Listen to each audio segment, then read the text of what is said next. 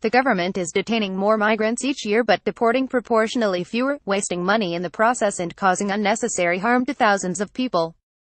A new report has found two-thirds of women held at Yarl's Wood Immigration Removal Center are released again afterwards, not deported, making their detention pointless. The Chief Inspector of Prisons, Peter Clarke, also criticized the fact more victims of torture, rape and trafficking are being detained at the notorious facility than ever before, despite strict guidelines advising against this. Conditions at Yarl's Wood, which is near to Luton Airport in Bedfordshire, had improved since allegations of UAL abuse were investigated in 2015, Clarke said. But he renewed calls for a strict time limit on detention, in noting that 15 detainees had been held for between 6 months and a year. One woman had been detained for more than 3 years. Britain is the only country in Europe that detains people indefinitely, without a release date or time limit. Women who have been held at the center have said this makes detention worse than prison. Yarl's Wood, which holds about 400 people at a time, is the only detention center in the UK that is supposed to exclusively detain women, although couples and families are occasionally taken there too. It often gets the most attention, but there are 10 other designated immigration removal centres spanning the UK, from the Vernon Dorset to Dungarvel in Scotland. Around 30,000 people are taken to these centres annually, and the number is going up year on year.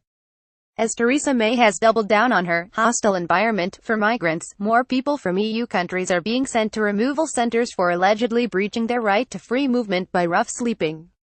Data sharing between the Home Office and NHS services and schools may also have led to an increase in the number of people being caught by immigration enforcement.